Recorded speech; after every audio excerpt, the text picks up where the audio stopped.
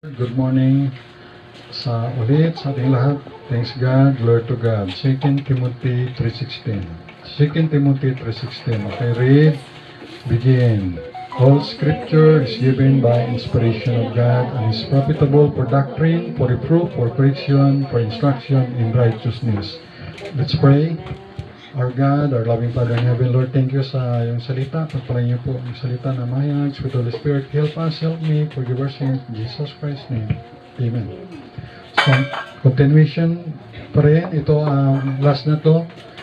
Part 3 na, the Word of God. So, dito makita natin sa 2 Timothy 3:16, sabi dito ay all scripture, meaning, ito ay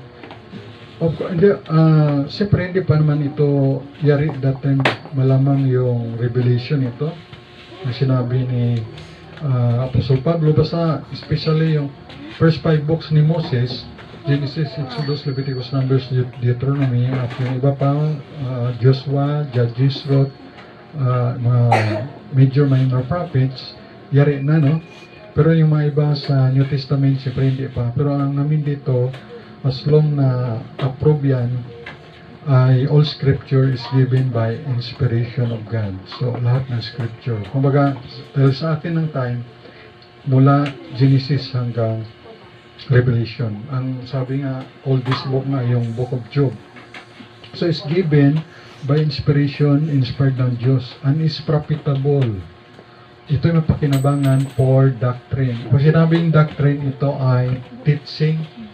Siyempre, for teaching, for doctrine, for what is right. Kung anong tama. Di ba, si Jesus Christ is God. Tama yan. Dahil mismo ang God the Father, sa Hebrews 1:8, kinilang niya si Jesus Christ na thy throne, O God, is forever and ever, to the Son is here. So yan ang for teaching. And then, ito naman for reproof. Ibig sabihin, for reproof, for what is not right.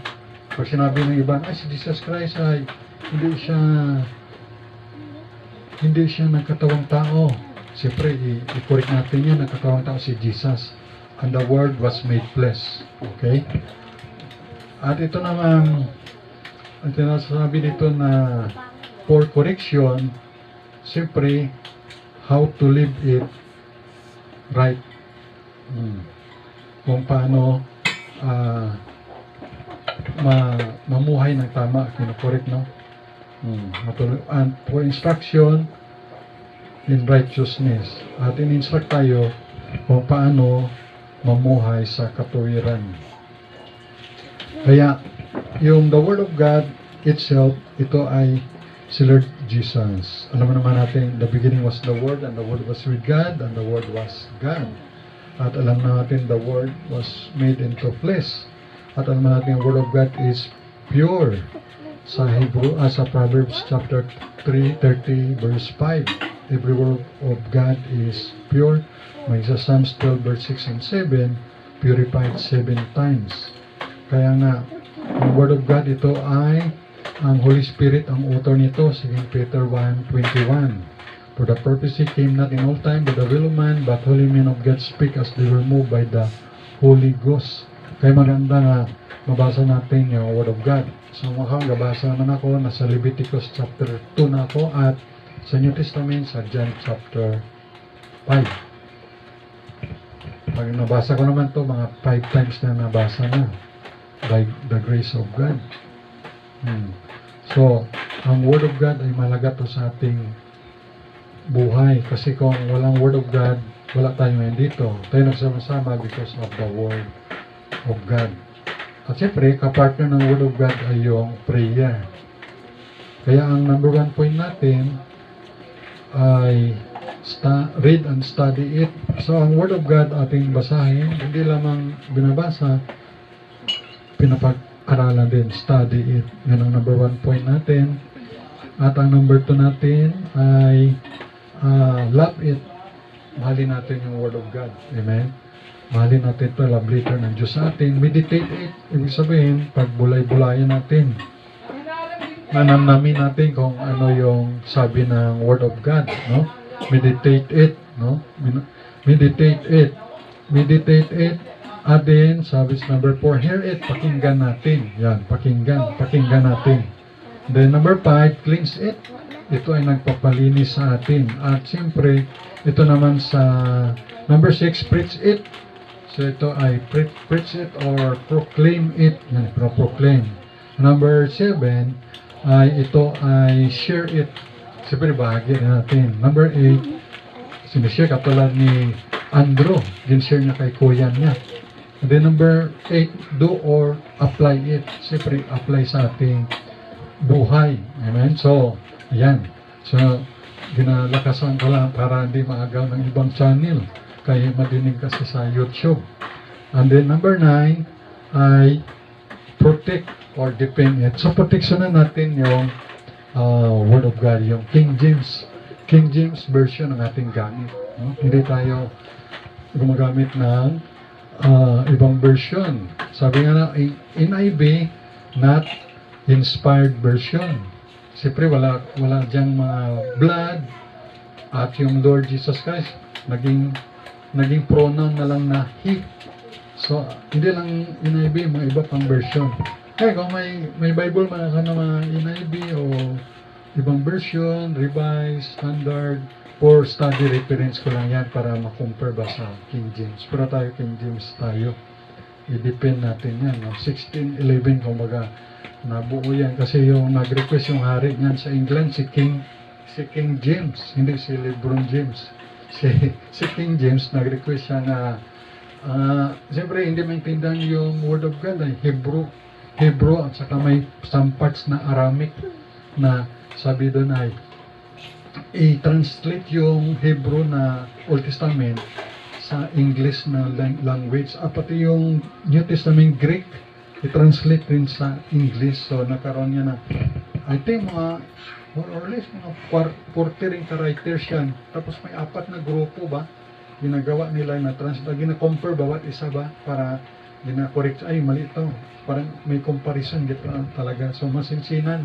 Isa nga namatay doon bago nila na ilang years man nila nabuo yung King James Version hanggang 1611.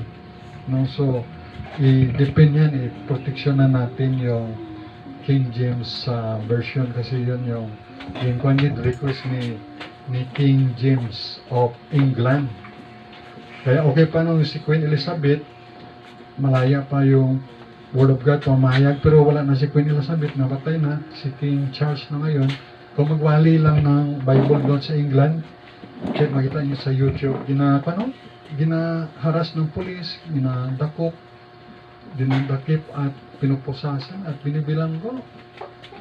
Ang iba din mga pastor sa England, nakapikit lang sa harap ng abortion clinic, ginadakip na kay, kumbaga against the law, ginaprayan mo yung abortion clinic na magsara. Ganon sila doon kay wala na, namatay na si Queen Elizabeth na nag-uphold ng Word of God.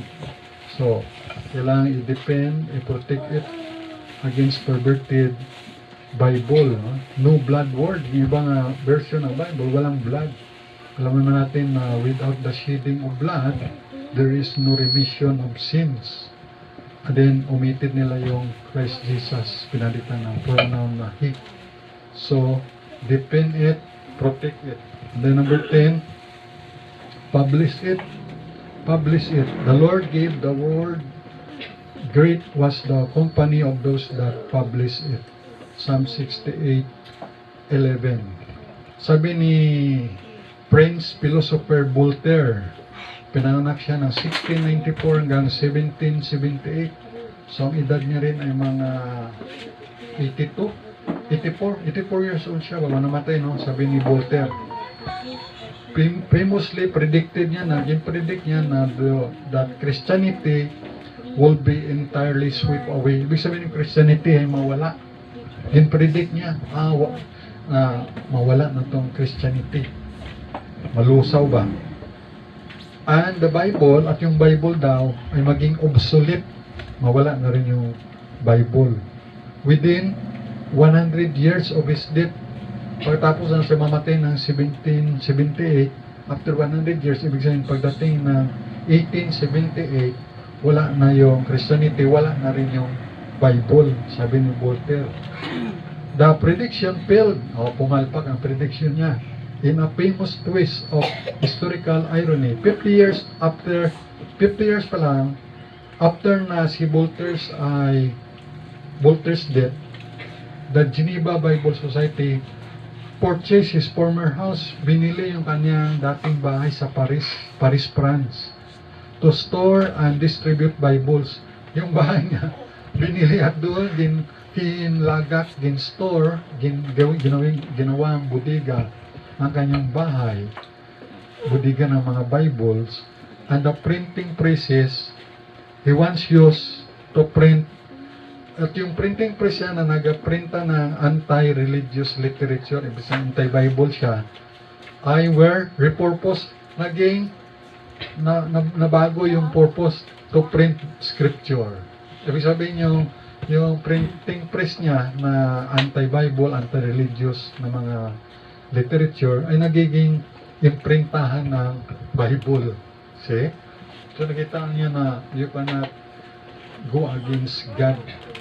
So, talagang yung bahay niya naging imprintahan ng Bible at imbakan ng Bible, bodega ng Bible. Yan. So, 1878, no more Bibles, pero hindi nakatotoo. Now, 2026, mini Bibles ngayon, and counting. Ngayon naman, doon sa Aklan Baptist Church, ay every Friday, kapa sila ng Aklanon language nga Bible, yung Old Testament naman. Meron na kasing Aklanon nga Bible, meron nakasulat sa Aklanon New Testament. Meron pang audio. Kaya yung audio na binigay sa akin, solar, nilagay ko sa ibabaw ng tricycle, pininitan ko, umulan, nakalimutan kunin, ay nasira, nasayang. Kuwan rin yun. At pwede may Ilonggo, may Aklanon, may iba-iba yung Guwahe, Ligaynon, Cebuano, sayang sana yun. No?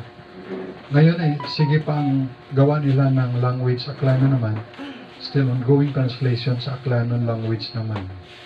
So yan ang number 10, no? Publish it. Ano yung number 9? Number 9 ay protect or defend it.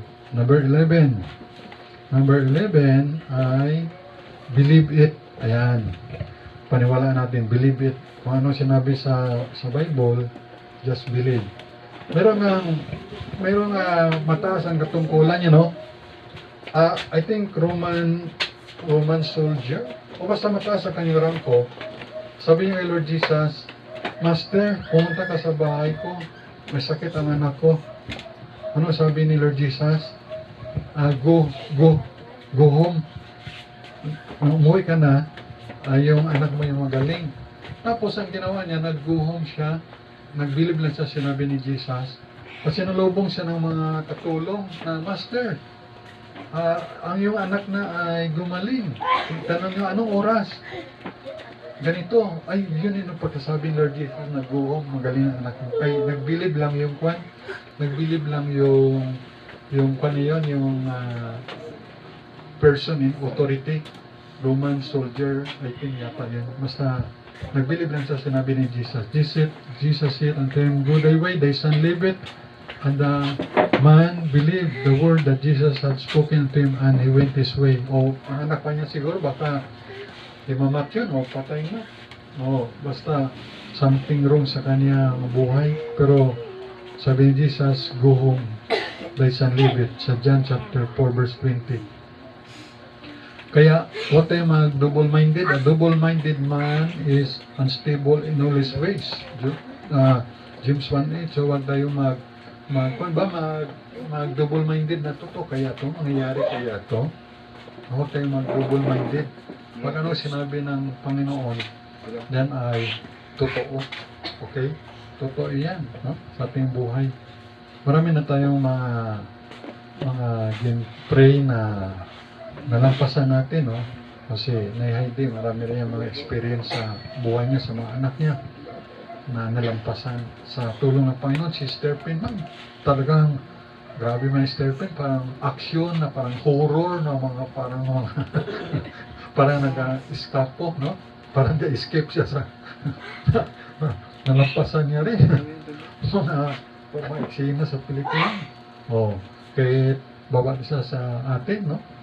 Si Dino rin, marami rin mga experience sa mga nalapasan din sa buhay, no?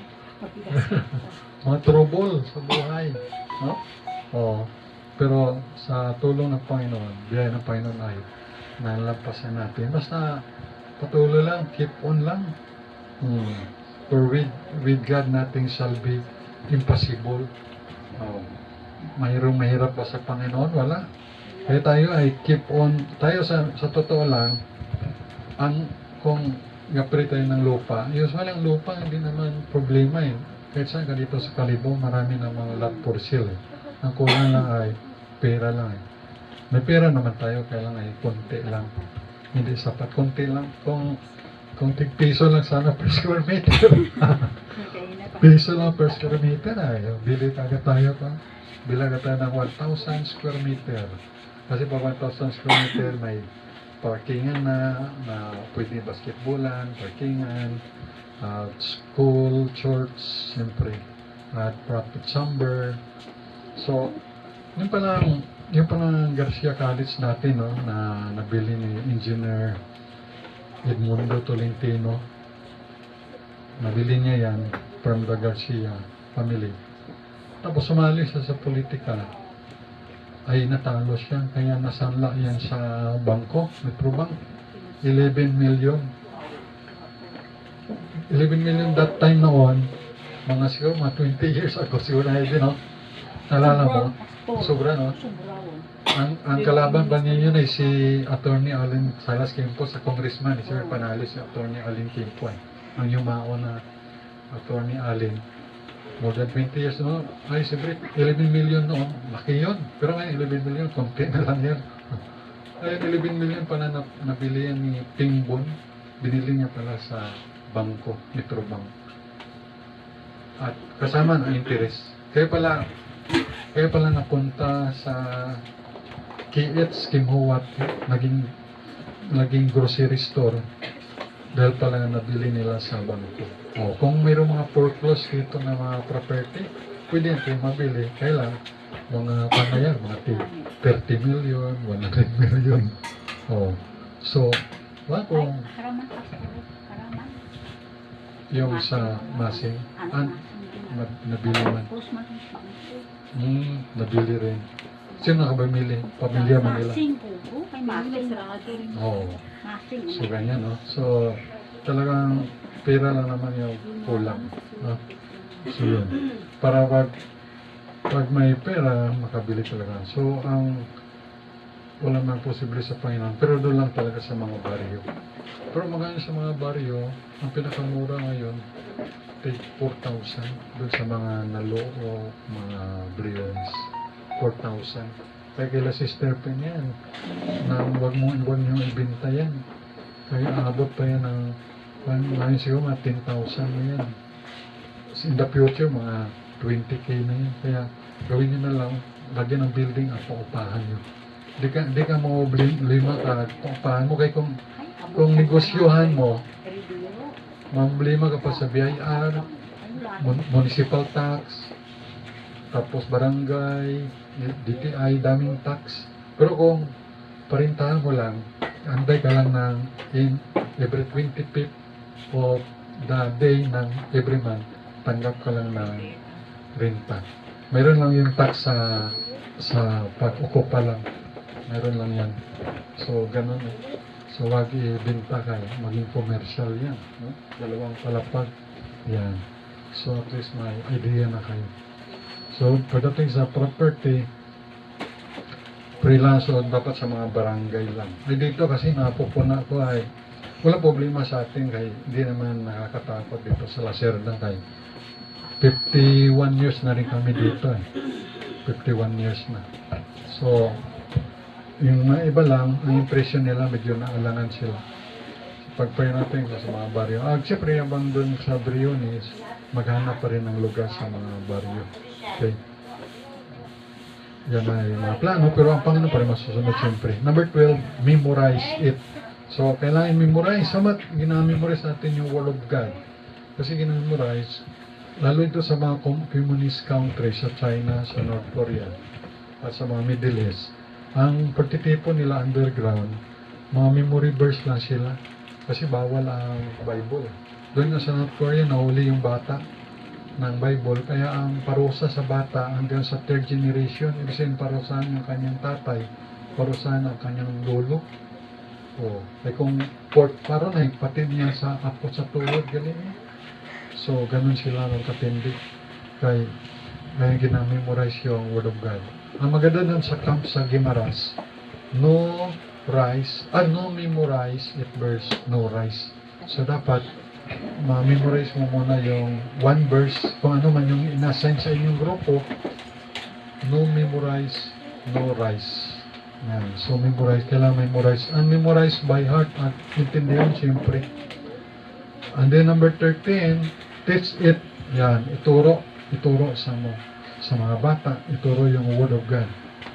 Ituro para mapasa sa kanila yung mga truth na about sa Panginoong Hesus, na siya ay Diyos, siya ang Savior, siya ating pag-asa, siya yung burden bearer, at siya yung kung napapagod ba tayo, come unto me, all ye that labor and are heavy laden, and I will give you rest. Sabi ni Lord Jesus, lumapit kayo sa akin. Kayo ba yung napapagal? Napapagal na kayo, hindi pa kayo nakapasok sa school. Bukas pa lang ang opening of classes. Pagod na. No? So, pagpagod, pahinga lang. Of course, si Jesus Christ naman ang siyang nagbibigay sa atin ng comfort. Usually, kahit sa part ng pastor, mas nakapagod. No? Bakit? Lalo pioneering work, ka pastor ka, hindi basta-basta. Kasi ikaw pa ang song leader, ikaw pa dati, may ganyan, wala pa si Hana, ikaw ka Sunday school, ikaw ka gitara, ikaw ka preach, ikaw ka kolekta ng offering, ikaw ka janitor, ikaw ka sundo, ikaw ka hatid. Lahat, no? Ikaw ka pa. Minsan, dati no, ikaw sa perokpo, yung sinusundo ko, wala, nagatago, natutulog. Minsan, sunduin mo na, maliligo pa. Na-experience ba?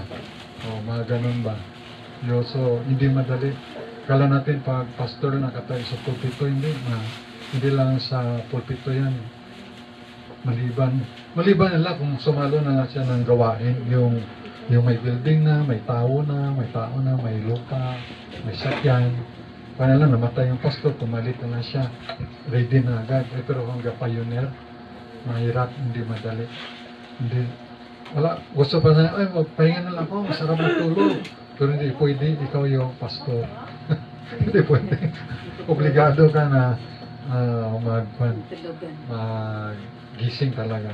Yan. So, ituro na anumang kapaguran, pero pag ginawa mo dahil kay Lord Jesus Christ, nawala rin yung pagod eh. Pag matapos yung service, okay na naman. So, para house naman, with the grace of God, next Sunday na naman. Eh, mabuti nga kayo, sarap ng buhay nga eh, di ba? So, upo ka lang, makikinig, tapos mapaypay-pay, tapos kakain. Oh, mabuti at least may pagkain, may blessing tayo. Basta as long may pambili ako, may makain tayo. Pero wala makain, pasensya. Pero pag may makain, kain lang. No? Siyempre, kung gutom ka, hindi ka concentrate, hindi mo napapakinggan, hindi mo absorb kasi gutom. Pero dito na sa atin yun. Pero sa iba yan, wala yan. Ha? Yan. Kaya, pag doon kayo sa iba, huwag yung hanapin nyo. Yung nakaugawian natin dito, kaya wala yun doon. So, turuan sila about kay Jesus Christ. Turuan na salamat sa Panginoon ng ating at least, with the grace of God, last year, ating nabigyan ng gospel tracts ay 1,097.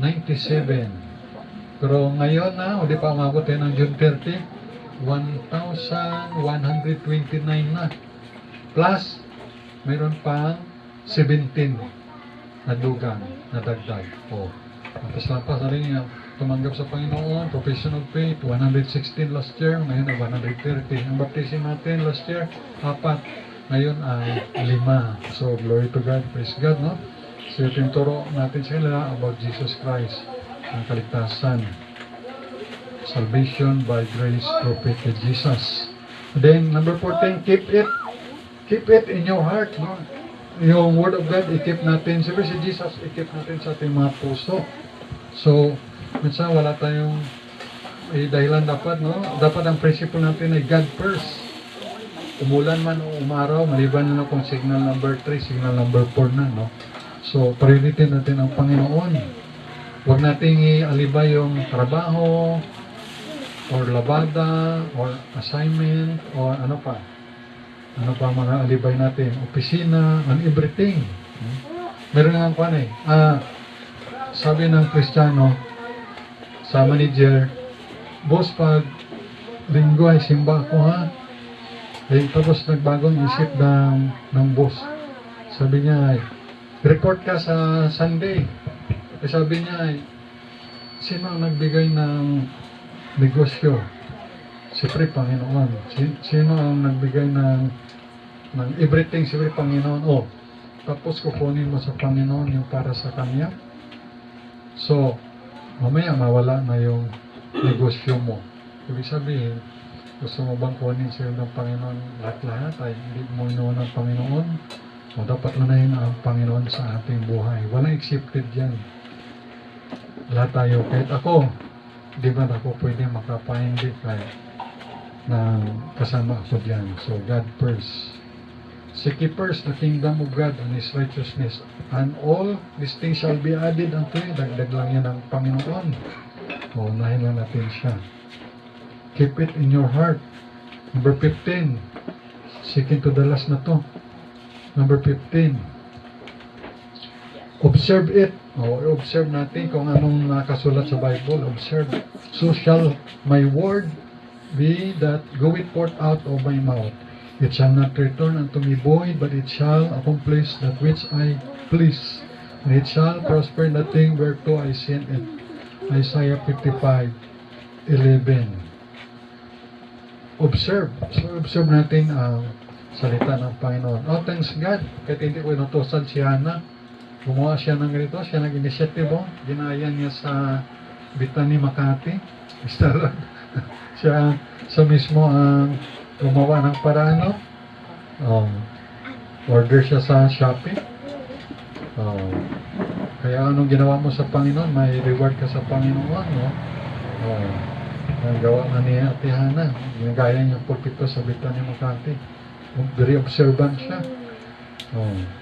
Observe, at yung sa salita ng Diyos, obserbahan din natin anong ginawa ng mga believers, paano sila sumunod sa Panginoon, paano sila pinagpala, paano sila namuhay, nakalugod sa Panginoon. Observe natin.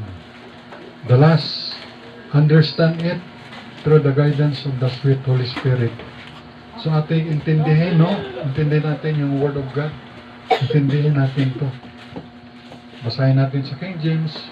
At mayroong Tagalog rin, basahin din natin sa Tagalog para maintindihan natin pati sa buhay natin. Understand it, the Word of God.